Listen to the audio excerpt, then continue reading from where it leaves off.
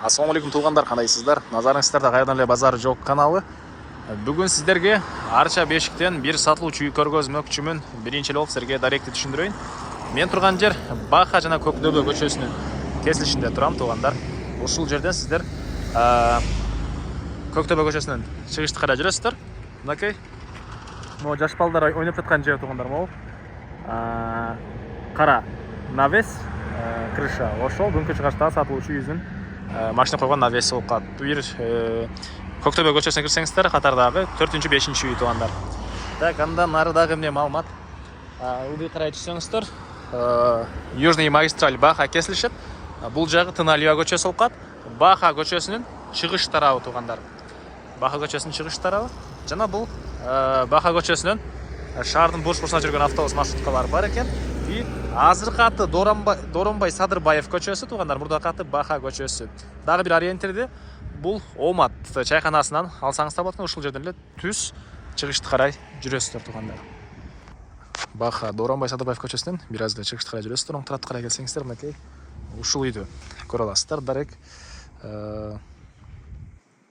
Дареги Арча Бешик Көктөбө көчөсү 16А дарегинде жайгашкан. Жалпысынан жердин аянты туғандар 4 соток, участок 20-20 квадрат экен туғандар. Так, эң эле чыгыш чегара мына бул жерден башталат. Пультмен ачылып чалган дарбазасы, бийик забору. Анан батыш чегарасы мынакей бул бийик забор бүткөн жерге чейин. Мынакей бул жерге чейин. И Баха көчөсү бул жерден көрүнүп эле турат. Бул жер Баха, ылдыйраак түшсөңүздөр Южный магистраль, бул жагы Тыналия көчөсү болуп калат. Анан район, кошуналар мынакей. Анан эң эле жакшы жери Арча Бешикте билесиздер, бардык эле коммуникация, газ, канализация бары бар. Электр энергиясы, 3 фазалуу электр энергиясы киргизилиптир. Суусу дагы бары бар экен. Анан мына көчө тараптан эле брусчатка менен кылынган тротуар бар. Бул жака деле бир зеленый зона кылып койсоңуздар болот окшойт. Балатты отургузуп, и калиткадан кирсек, мына бул сатылуучу үйүбүздүн коросу. Жалпысынан жердин аянты 4 соток, 20-20 экен туғандар. Анан бул жакта кирпичтен салынган 180 квадрат метр болгон үйүбүз, 1,5 кирпич. Тышкы тараптан базалит менен утеплять этилип, анан тышкы тарабынан мынакей мондай травертин менен жасалган туғандар. Так, анан дарбазадан кирсеңиздер, машина койгонго жайы, ылдый тарабы. Бул жагын кар басып калыптыр. Могу жагын көргөзөйүн. Мондай брусчаткалар менен жасалган. Ылдый жак туғандар. Мынакей. Жаңы эле бүткүп аткан үй, мына кээ бир курулуш материалдардын калгандары турат. Анан бул жак зеленый зона, бул тарабы зеленый зонасы. Үйдүн ары жагында азыр навеси. Навестин түбүнө негизинен очокуна кылып койсоңуздар болот. Газ ошол жака чейин тартылыптыр. Могу жака мына азыр алдынан барып көргөзөм навести туғандар. Калсаңыздар башка бир максатта колдоносуздарбы? Кыскасы ушундай навес бар бул жагында. Анан 180 квадрат туғандар, бул подвалды кошпогондо. Подвал менен кошкондо андан да көбүрөөк 200ден ашып кетет экен.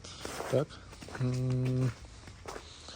Мондай фундамент тарабы керамогранит менен жасалган туғандар. Мондай колонналар деле керамогранит менен жасалыптыр. И андан ары анан кээ бир мондай фундаменттер болгон забор жактарды дагы таш менен эме кылып толук бүтүрүп беришет экен.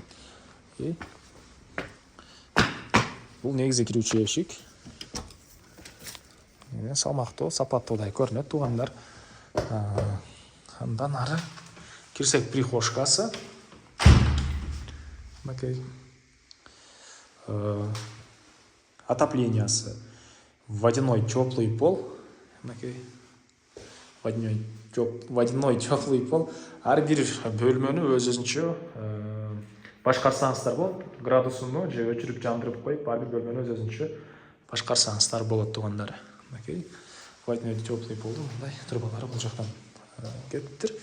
Так, анан бул жакка карай кирсек, холл.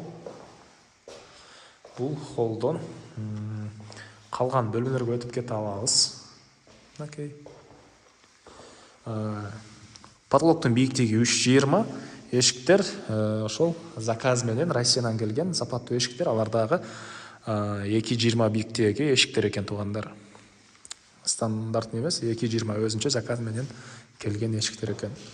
Ички тарабына үйлөрүбүздүн андан ары киреберіштен кирсе келе оң тарапта кухня жайгашкан. Мындай панорамный бийик терезелерден орнотулуптур. Кухнянын дуалдары обой экен. Бул жагы кухонный мебелдин жайы. Газдын трубасы киргизилген. Суусу тартылыптыр бул жакка чейин. Раковинанын суус кетчү эмеси дагы трубасы дагы орнотулган тугандар. Андан ары дагы эмнени алмат. Кухняны көргөздүк. Андан кийин бул жакта бир бөлмө. Батыш тараптан терезе. Дуалдар көрүп турасыздар да ремонт. Бой толдору ламинат.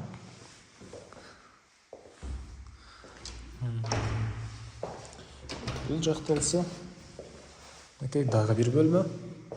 Түштүк тарабынан терезе. Детский бөлмө класстар бу.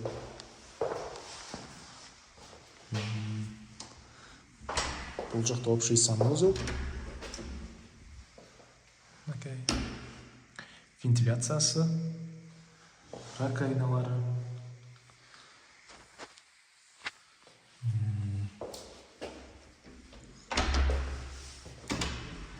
Бул жакта дагы бир бөлмө.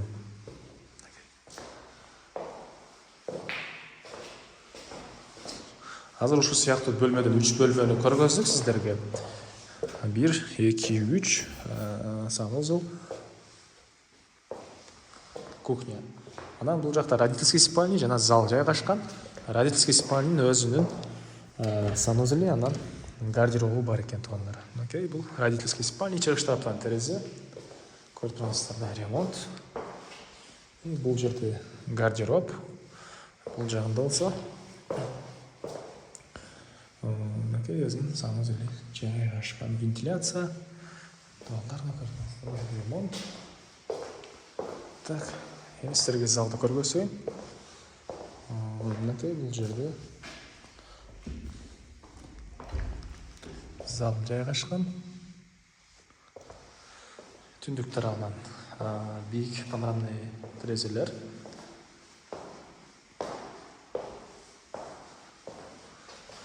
Ушундай ремонт.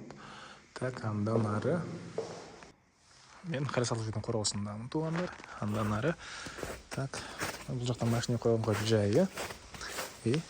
Бул тарабында кошто менен чек арага чейин аралык. Туугандар, бул жакта аралык бар.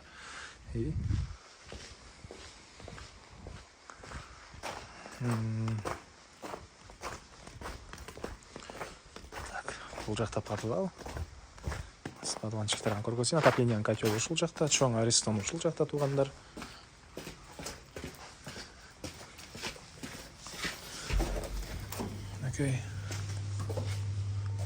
Жакта подвал. Газовый котел менен водяной теплый полос жылыйт. 3 фазалуу электроэнергиясы деле бар туугандар, айта кетейин. Так, бул жагында склад катары деле колдонсоңуздар болот окшойт.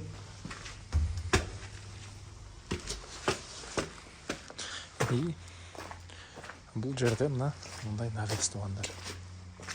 Бул жагына чокуна барбекю кылып койсоңуздар деле болгудай, стяжкасы куюлган. Чек арага могу жака туугандар бөлүнгөнгө пескоблоктор деле даяр окшойт. Бул жак уже тосулуптур, ушул жерде калыптыр. Арттарында ушунча аралык бар туугандар. Бул үйдүн баасы $230,000 сурап атыптыр туугандар.